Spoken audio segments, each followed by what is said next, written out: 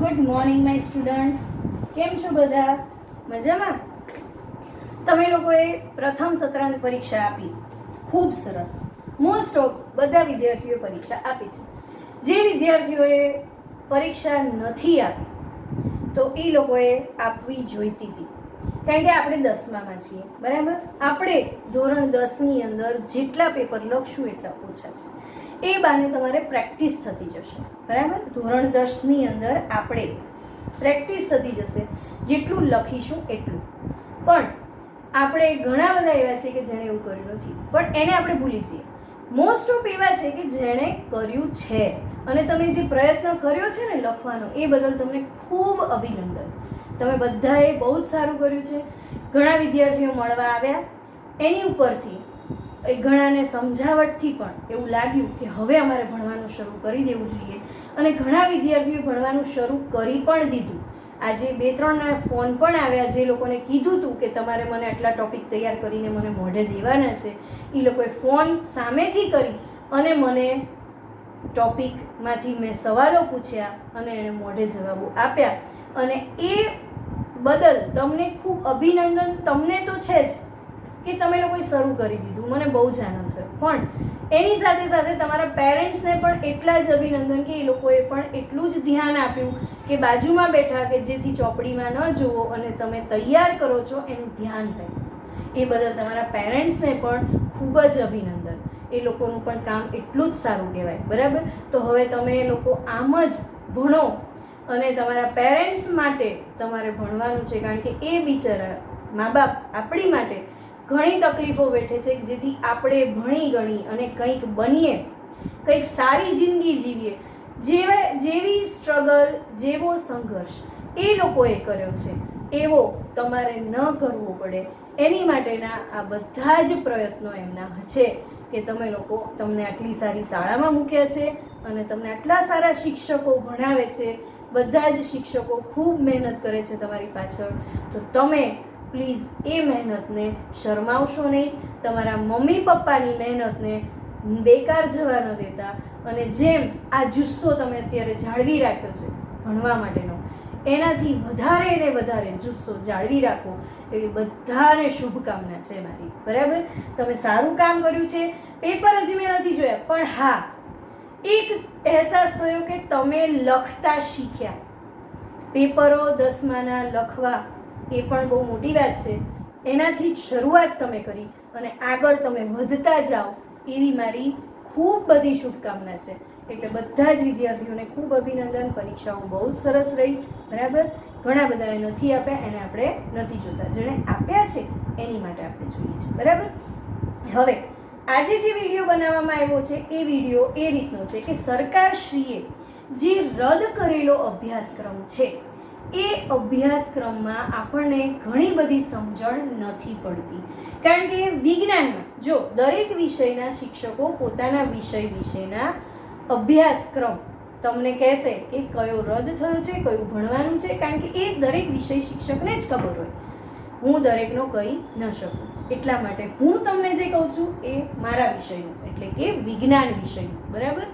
આપણે અમુક ટોપિક નથી ભણવાના, પણ આપણને એવા જ ટોપિક સરકારે રદ કરી દીધા છે કે એના પેટા ટોપિક જે છે એ ભણવાના છે. એ ભણવા હોય ને એ સમજવા હોય તો આ જે રદ કરેલા ટોપિક છે એ આપણે ભણવા જ પડે, બરાબર? એટલે ભણવાના તો દરેક ટોપિક છે, ભણવાના દરેક ટોપિક છે આપણે, પણ નથી ભણવાના, એટલે કે નથી રદ કરેલા જે તમને કહેવામાં આવે છે, એટલે કે કાઢી નાખ્યા અભ્યાસક્રમ, એ જે કહેવામાં આવે છે એમાંથી તમને સવાલો પૂછાશે નહીં. બસ એટલું જ છે. તો આજે તમે બધા જ ચોપડી અને પેન્સિલ સાથે લઈને બેસો, જેથી તમને હું પેજ નંબર અને ટોપિક કહેતી જાઉં અને સમજાવતી જાઉં. જો ભણવાની આખી ચોપડી છે, આપણે જે રદ કરેલા ટોપિક છે એ પણ ભણવાના તો છે જ, સમજવાના તો છે જ, કારણ કે એની ઉપરથી જ આગળના ટોપિક આવે છે, બરાબર? એટલે રદ કરેલા છે એનો મતલબ કે એ ટોપિકના સવાલો પૂછાશે નહીં. તો કેવા સવાલો ન પૂછાય એની આપણે અહીંયા થોડી યાદી કરવાની છે, બરાબર? કેવા સવાલો ન પૂછાય એની યાદી આપણે આજે કરવાની છે. તો આપણે પેન્સિલ અને બુક લઈને બેસશું. ટોપિક નંબર બોલું એની ઉપર પેન્સિલથી ચોકડીની ટીક કરશું. કેવા સવાલો ન પૂછાય એ સવાલો હું લખાવીશ. એ ચોપડીમાં જ તમારે સવાલો લખવાના છે, જેથી જ્યારે તમે ચોપડીનું રીડ કરો ત્યારે તમને ખ્યાલ આવે કે તમારે આ સવાલો પૂછાશે નહીં, બાકી આગળનું જે છે એ બધું પૂછાશે. બરાબર? તો સૌથી પહેલા શરૂઆત આપણે કરીએ છીએ ચેપ્ટર નંબર 1, રાસાયણિક પ્રક્રિયાઓ. બરાબર? આની અંદર જે ટોપિક રદ કરેલા છે તે પેજ નંબર તમને જણાવું છું. પેજ નંબર છે 11 ઉપર. બરાબર? વિસ્થાપન પ્રક્રિયા અને દ્વિવિસ્થાપન બંને એક જેવી છે. એટલે વિસ્થાપન પ્રક્રિયાનો પ્રયોગ જે છે કયો, તો કે લોખંડની ખીલી વાળો, એ પ્રયોગ આપણે આવશે નહીં. બરાબર? એટલે એ પ્રયોગ આપણે આવશે, પણ દ્વિવિસ્થાપનની પ્રક્રિયા એટલે પેજ નંબર 11 ઉપર છે. બરાબર? એ પ્રયોગ જે છે એ આપણે આવવાનો નથી. બરાબર? એટલે અહીંયા લખું છું 1.2.4 શું છે? દ્વિવિસ્થાપન. શું ન પૂછાય આમાંથી, એટલે કેવા સવાલો આમાંથી નીકળે કે જે તમને પૂછાવાના નથી. બરાબર? દ્વિવિસ્થાપન ની વ્યાખ્યા, દ્વિવિસ્થાપન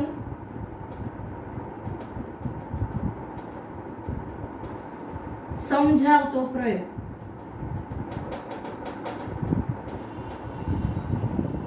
દ્વિવિસ્થાપન નું સમીકરણ. આ ટોપિકમાંથી 3 સવાલો નીકળી શકે છે અને એ 3 સવાલ આપણને પૂછાવાના નથી. બરાબર? આ ટોપિકમાંથી 3 સવાલ નીકળી શકે છે, એ 3 સવાલ આપણને પૂછાશે નહીં. પણ વિસ્થાપનની વ્યાખ્યા પૂછાય, એની સાથેના પ્રયોગો પૂછાય. બરાબર? નથી પૂછાવાના એની જ યાદી આપું છું તમને, એટલે ધ્યાનથી તમે જોજો વિડીયો અને પેન્સિલ સાથે લખતા જજો. બરાબર?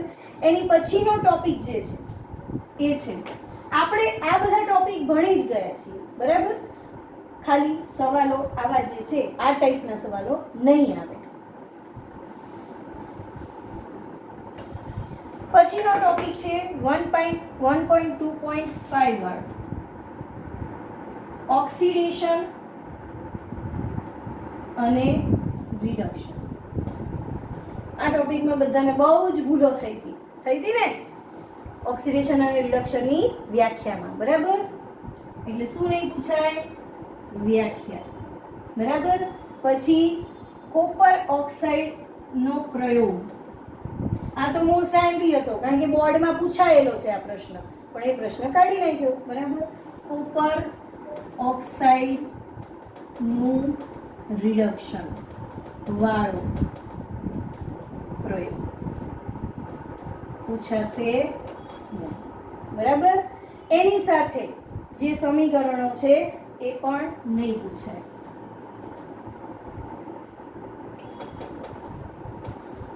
એટલે કે ઓક્સિડેશન રિડક્શનની પ્રક્રિયા સાથે જે સંકળાયેલા સમીકરણો છે તે નહીં પૂછાય. બાકી પાઠમાંથી તો સમીકરણો પૂછાવાના છે. બરાબર? આ પ્રક્રિયામાં આવતા જે સમીકરણો છે તે પૂછાશે નહીં. બરાબર? ત્રીજો ટોપિક છે એની પછીનો જ 1.3 પેજ નંબર 13. બરાબર? આ હતું પેજ નંબર 12 ઉપર. હવે આપણે જોઈએ પેજ નંબર 3, ટોપિક નંબર 1.3, રોજિંદા જીવનમાં ઓક્સિડેશનની પ્રક્રિયાની અસરો. રોજિંદા જીવનમાં ઓક્સિડેશનની પ્રક્રિયાની અસર. એટલે કે કાટ ખવાઈ જવું. બરાબર? લોખંડનું કાટ ખવાઈ જવું, ચાંદીની સપાટી કાળી પડી જવી, તાંબાની સપાટી કેવી થાય? લીલી થઈ જાય. આ બધી જે આપણે વાત કરી હતી ને એ બધી જ, એટલે એમાંથી તો ઘણા બધા ઝીણા પ્રશ્નો છે. એટલે કે આ આખો ટોપિક છે એ આપણો કેવો થયો છે? કેન્સર. હવે એમાંથી તો ઘણા જીના પ્રશ્નો છે, પણ આપણે તો સમજી ગયા છે એટલે આપણને કોઈ પ્રોબ્લેમ થવાનો નથી. બરાબર? તો આ હતો પાઠ નંબર 1માં રદ થયેલા ટોપિકો. બરાબર? જે પૂછાવાના નથી. સાથે સાથે લખતા જજો જેથી આપણને ધ્યાન રહે. હવે આપણે જોઈએ પ્રકરણ 2.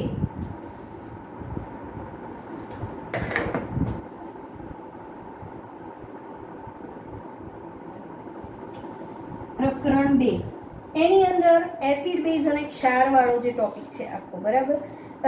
પાઠ છે આખો. એની અંદર પહેલા ટોપિકો ઘણા બધા હતા. પ્રવૃત્તિઓ જેટલી પણ પ્રયોગવાળી હતી બધી કેન્સલ કરી દીધી. પણ હવે પાછું નવી પીડીએફ બહાર પડી સુધારા સાથેની. તો એની અંદર પાછા એ બધા જ ટોપિક પાછા લઈ લીધા છે. બરાબર? એટલે આપણે ક્યાંય તમને પીડીએફ પણ મોકલીશ, સાથે વિડીયો પણ જોજો જેથી તમને ખ્યાલ આવે. બરાબર? આપણે આ પાઠની અંદર નથી ભણવાના એ ટોપિક કયા કયા છે તો પેજ નંબર 29 ઉપર ટોપિક નંબર 2.4.2. બરાબર? ક્ષારની પીએચ.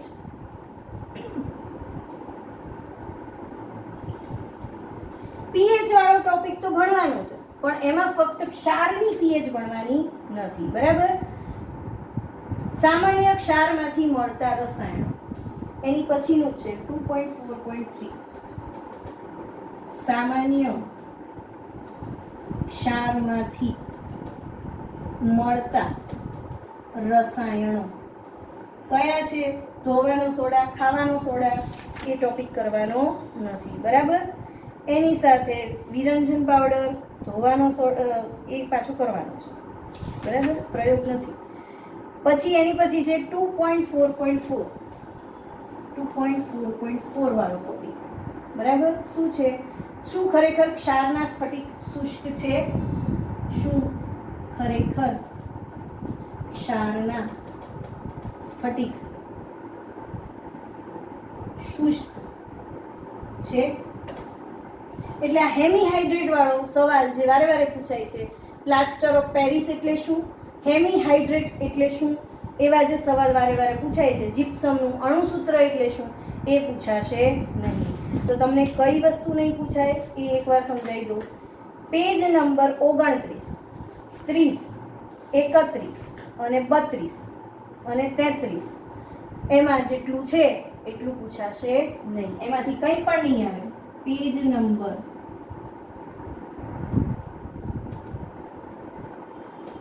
29, 30, 31 અને 32 કેન્સલ કરેલા છે. બરાબર? એટલે વિરંજન પાવડર, એના ઉપયોગો, ધોવાનો સોડા, ખાવાનો સોડા, એટલે ગયા વખતે આમાંથી 3 માર્કના પ્રશ્નો, એક હતો અને એક 2 માર્કનો પ્રશ્ન હતો. કયો 3 માર્કમાં? તો કે તમારા મમ્મી રસોડામાં ક્રિસ્પી પકોડા બનાવે છે, તો ક્રિસ્પી પકોડા બને એની માટે એની અંદર કયું રસાયણ ઉમેરવામાં આવે છે તેનું અણુસૂત્ર લખો અને તેનું રાસાયણિક નામ લખો. 3 માર્કમાં પ્રશ્ન હતો. પછી હતો ધોવાનો સોડા કેવી રીતે બને છે, એટલે તેની બનાવટ, તેનું રાસાયણિક સમીકરણ અને તેના ઉપયોગો. 3 માર્કમાં ઓપ્શનમાં જ પ્રશ્ન હતા, પણ 3 માર્કમાં 2 પ્રશ્નો આવા નીકળ્યા. બરાબર? એટલે આ મોસ્ટ એમપી ટોપિક હતો જેને આ લોકોએ રદ કરી નાખેલો છે. એમાંથી 2 માર્કમાં પૂછાય તો હેમીહાઇડ્રેટ એટલે શું, જીપ્સમનું અણુસૂત્ર 1 માર્કમાં. એટલે આમાંથી જે પૂછાયેલા મહત્વના પ્રશ્નો હતા એ બધા જ આમાંથી રદ કરી નાખ્યા. તમને એવું લાગે ને કે આ રદ કરી નાખ્યા તો અભ્યાસક્રમ ઓછો થઈ ગયો, પણ ઉલટાનું તમારી માથે ભારણ વધી ગયું. કારણ કે જો રદ ન કર્યા હોત ને તો તમને આઈએમપી પ્રશ્નો એટલે શું એવી ખબર પડત. હવે આમાંથી કંઈ જ આઈએમપી નીકળે એવી નથી. બધામાંથી બધું ગમે ત્યાંથી પૂછાયેલું છે. ગમે ત્યાંથી ગમે તે પ્રશ્ન પૂછી શકશે. બરાબર? એટલે એનું માર્કનું વેઇટેજ છે એ વધી ગયું, બ્લુપ્રિન્ટ બદલાઈ ગઈ. બરાબર? કારણ કે એટલા ટોપિક કાઢી નાખ્યા તો એમાંથી એ પ્રશ્ન ન પૂછાય તો બીજા પ્રશ્નો પ્રત્યે શું થાય, ભારણ વધી જાય. એટલે બીજામાંથી કંઈ પણ પૂછી શકાય છે. બરાબર? એટલે હવે જોઈએ આપણે પ્રકરણ નંબર 3. આ લખાઈ ગયું? ચલો, એટલે તમારે મહેનતની જરૂર જે છે ને એ હવે વધી ગઈ. બરાબર ને? આપણને સરકારે રદ કરી દીધો અભ્યાસક્રમ, પણ સાથે સાથે ટેન્શન આપી દીધું કે હવે તો મારે આટલું કરવું જ પડશે, બધું જ કરવું પડશે. અથવા એમ હતું કે ભાઈ પાસ થવા જેટલું છે તો એ 2-3 પાઠ એવા હતા કે ચલો એને તમે સ્કીપ કરી દો, કે નથી કરવા, પાસ થવા જેટલું છે એમાંથી કરી નાખો. પણ હવે બધું જ કરવાનું છે, બરાબર. ચલો, ધાતુ અને અધાતુ વાળો પાઠ, બરાબર. હવે એની અંદર જે નથી પૂછવામાં આવ્યું એ છે પેજ નંબર 40 ઉપર 3.2 ધાતુના રાસાયણિક ગુણધર્મો. હવે જો આ ટોપિકમાં બહુ બધી કન્ફ્યુઝન છે. શું એ તમને કહું કે આ ટોપિકની અંદર તમને એવું પૂછ્યું છે કે રાસાયણિક ગુણધર્મો તમારે કેન્સલ કરવાના, પણ રાસાયણિક ગુણધર્મો છે ને એ મહત્વના છે. હવે એની અંદર જે પેટા ટોપિક છે એટલે આખા ટોપિક છે દરેક ગુણધર્મના. જેમ કે ધાતુઓ હવામાં સળગે ત્યારે શું થાય, પછી એના કેટલાક ઉદાહરણો, પછી ધાતુઓ પાણી સાથે પ્રક્રિયા કરે છે ત્યારે શું થાય એની માટેનો પ્રયોગ, બરાબર.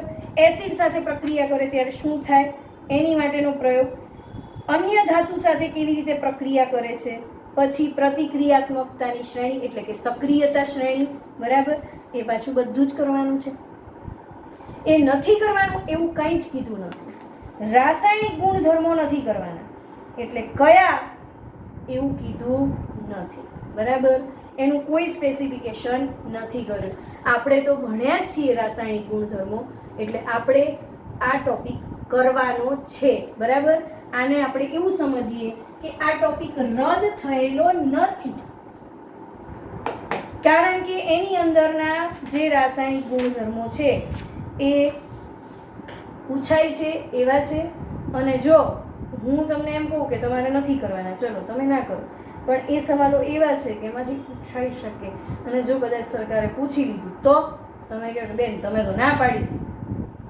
એટલે આમાં આ ટોપિકની અંદર કોઈ સ્પેસિફિકેશન એટલે કે કોઈ જાતની ક્લેરિફિકેશન આમાં કર્યું નથી, બરાબર. એની પછીનો ટોપિક છે 3.3 ધાતુની અધાતુ સાથેની પ્રક્રિયા. તો આમાં ધાતુની અધાતુ સાથે કેવી રીતે પ્રક્રિયા એટલે આયનો બનાવવાના, જેમ કે CuCl2 કેવી રીતે બન્યું, HCl કેવી રીતે બન્યું, બરાબર.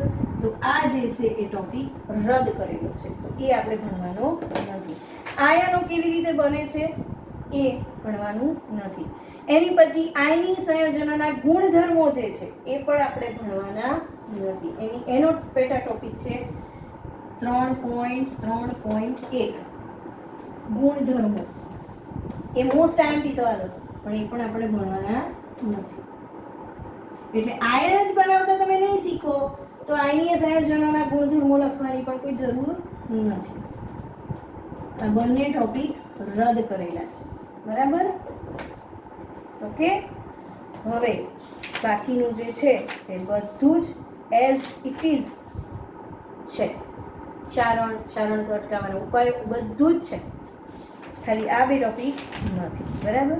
એની પછી છે કાર્બન અને તેના સંયોજનો એટલે પ્રકરણ 4, જે હવે આપણે ભણવાનું છે, બરાબર. એટલે હવે આપણું જે નેક્સ્ટ લેક્ચર હશે એટલે નેક્સ્ટ પાઠ જે હશે એ છે પ્રકરણ 4. કાર્બન વાળું છે, બરાબર. એની અંદર જે નથી ભણવાના એ જે ટોપિક છે એ પેજ નંબર 69 ઉપર, બરાબર. 4.3 નંબરનો ટોપિક કાર્બન સંયોજનોના રાસાયણિક ગુણધર્મો.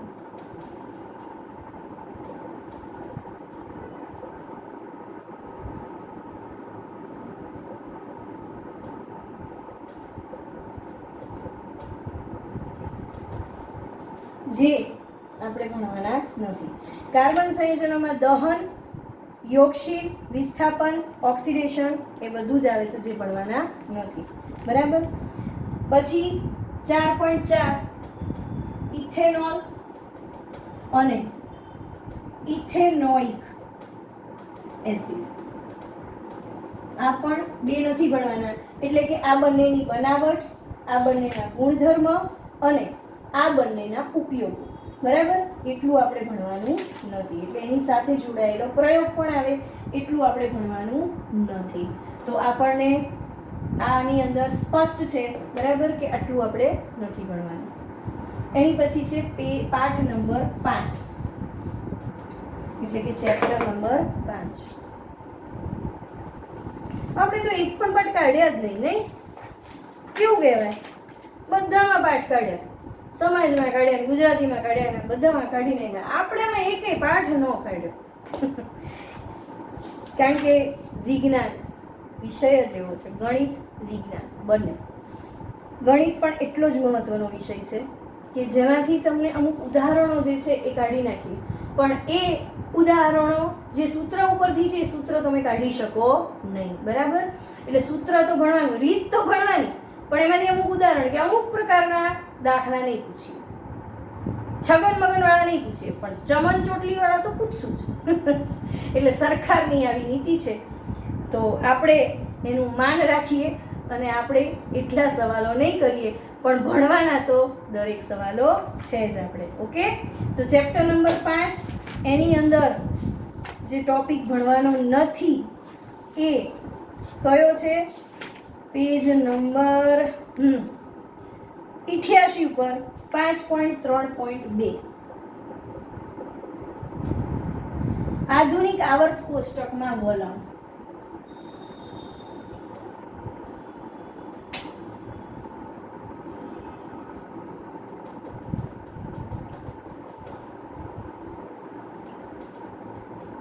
ભણવાનો નથી.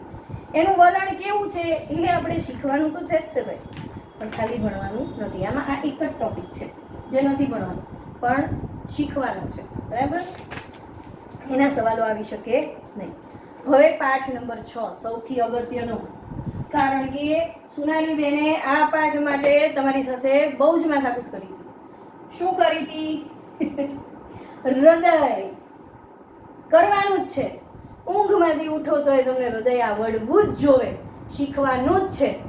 અને સરકારે હૃદય કાઢી નાખ્યું.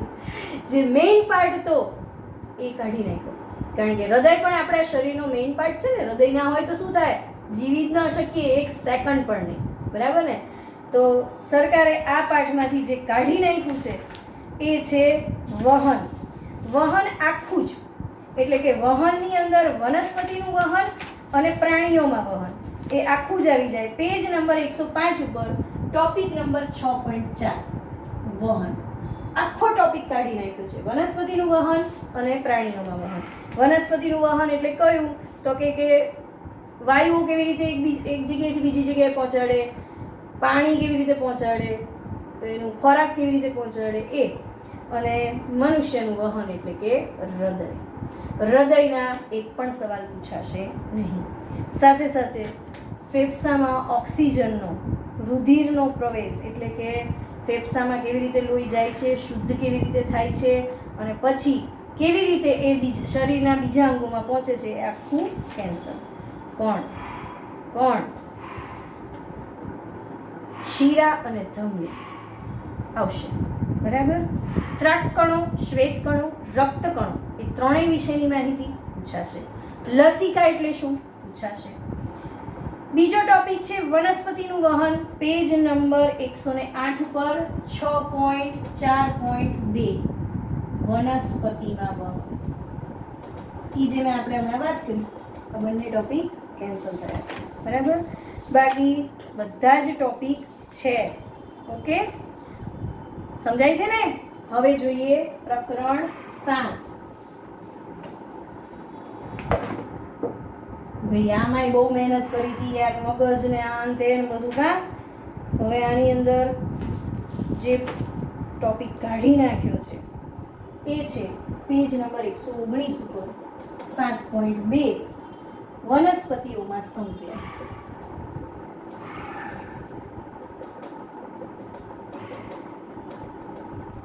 આ ટોપિક જે છે એ તમારો કાઢી નાખ્યો છે, બરાબર. બાકીનું બધું પાછું છે, એટલે લજામણી વાળો ટોપિક છે. વૃદ્ધિના કારણે હલનચલન એટલે ભૂ આવર્તન ને સ્પર્શાનુવર્તન ને એ બધું જ છે, નથી એ વનસ્પતિમાં સંકલન. એટલે કે વનસ્પતિ કેવી રીતે પોતાનું સંકલન કરે છે, બરાબર, એ ટોપિક નથી, પણ એની ઉપરથી તો કેટલા ટોપિકો છે જ, એટલે એનો કોઈ અર્થ નથી, બરાબર. હવે જોઈએ, પૂછાશે ચેપ્ટર નંબર 8 કયું છે? સજીવો કેવી રીતે પ્રજનન કરે છે, બરાબર. આની અંદર પ્રજનનની બે રીતો, એક લિંગી અને એક અલિંગી, બરાબર.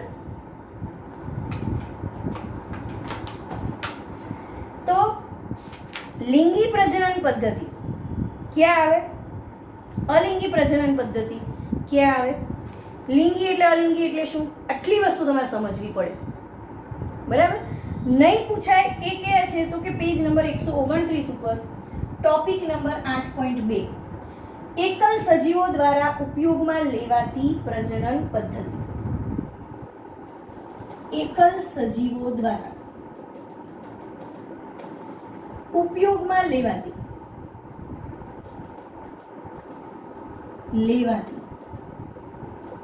એકલ પદ્ધતિઓ. આની અંદર ક્લેરિફિકેશન છે કે એ પદ્ધતિઓ આપણે ભણવાની નથી. એટલે કઈ કઈ? તો કે ભાજન, પછી અવખંડન,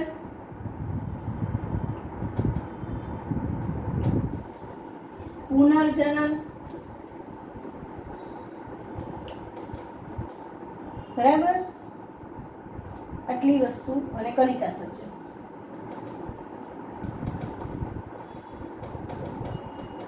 વાનસ્પતિક પ્રજનન એ આપણે પાછું ભણવાનું છે. આ પદ્ધતિઓ અહીંયા લખેલું છે કે પદ્ધતિઓ, એટલે આપણે એ પદ્ધતિઓ જે છે એ ભણવાની નથી. પદ્ધતિઓ લખેલી છે એટલા માટે આપણને ખબર છે કે આટલી પદ્ધતિઓ આપણે ભણવાની નથી, બરાબર. અને હજી પણ છે વનસ્પતિ પ્રજનન,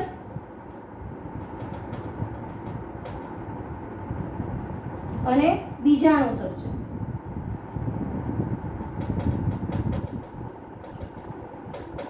છ પદ્ધતિઓ છે જે આપણે ભણવાની નથી, પણ લિંગી પ્રજનન પદ્ધતિ તો આપણે ભણવાની થાય જ છે, બરાબર. બાકીનું બધું એઝ ઇટ ઇઝ છે, કોઈ જ ફેરફાર નથી આની અંદર, બરાબર.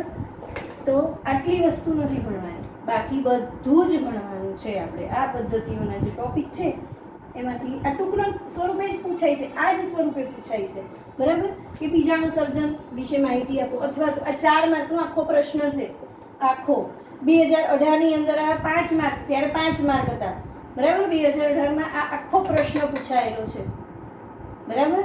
5 માર્કમાં આખો, બધી જ પદ્ધતિઓ, તેની વિશેની માહિતી, એની આકૃતિ, બધું જ 5 માર્ક, બરાબર. તો આપણે એ જ નીકળી ગયું, મહત્વની જ વસ્તુ. હવે આપણે જોઈ લઈએ પાઠ નંબર 9. પ્રજનનના પાઠ છે એની ઉપરથી જ આખો પાઠ છે, આનુવાંશિકતા અને ઉદ્વિકાસ, બરાબર. આની અંદર છે પેજ નંબર 142 9.1 પ્રજનન દરમિયાન ભિન્નતાઓનું સંચયન. પ્રજનન દરમિયાન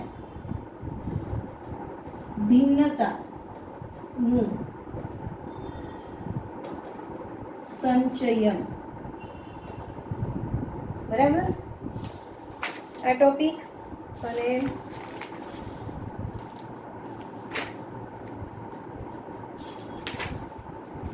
પેજ નંબર 150 9.4 જાતિ નિર્માણ.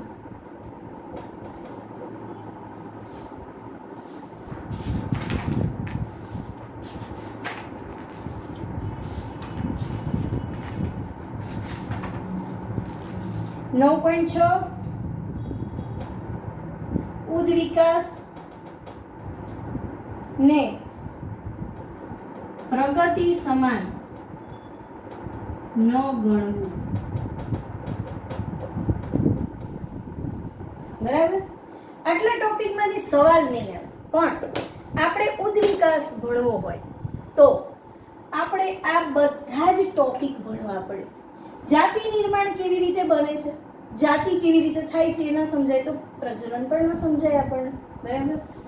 ઉદ્વિકાસ એટલે શું અને પ્રગતિ એટલે શું, તો એ બંને વચ્ચેનો ભેદ ન ખબર પડે તો આની પછીના જે ટોપિક છે કે માનવ ઉદ્વિકાસ એટલે શું, વનસ્પતિનો ઉદ્વિકાસ એટલે શું, એ કંઈ જ આપણને સમજાય નહીં. અને માનવ ઉદ્વિકાસ કેવી રીતે થયો એ જાણવું દરેક વિદ્યાર્થીઓએ જરૂરી છે, કારણ કે આપણે માણસ કેવી રીતે બન્યા શેમાંથી એ તો મેઇન વસ્તુ છે, એ તો સમજવી જ પડે ને. એટલે આમાંથી સવાલો નહીં પૂછાય, પણ આપણે ભણવાનું તો છે જ આમાંથી, બરાબર. ઓકે, તો આજે આપણે આ 9 પાઠ સુધીનું રાખીએ. આની પછી આપણે પાછળના જે 5 પાઠો છે, 6 પાઠો એનું, કારણ કે જો બધું એકસાથે કરશું ને આપણે તો આપણને સમજણ નહીં પડે, કન્ફ્યુઝ થઈ જશું અને આપણને ખ્યાલ નહીં આવે, બરાબર. એટલા માટે આપણે કટકી કટકી કરીએ જેથી આપણને સમજણ પડે, બરાબર. અને સાથે ચોપડીની સાથે પેન્સિલ રાખવી જેથી આપણે સાથે સાથે લખતા જશું, જેથી આપણને ખ્યાલ રહે જ્યારે રીડિંગ કરીએ ત્યારે, બરાબર. બધાને એકવાર ખૂબ બધા અભિનંદન કે તમે લોકોએ સરસ રીતે એક્ઝામ આપી. બસ આવું ને આવું એવી રીતે બધી જ એક્ઝામો આપતા રહો તો અમે બધા શિક્ષકો રાજી, અને સાથે તમારી કેરિયર પણ સારી બનશે, બરાબર. તમને માર્ક પણ સારા આવશે અને કંઈક બની શકશો. ઓકે, તો till then stay home, stay safe. Thank you.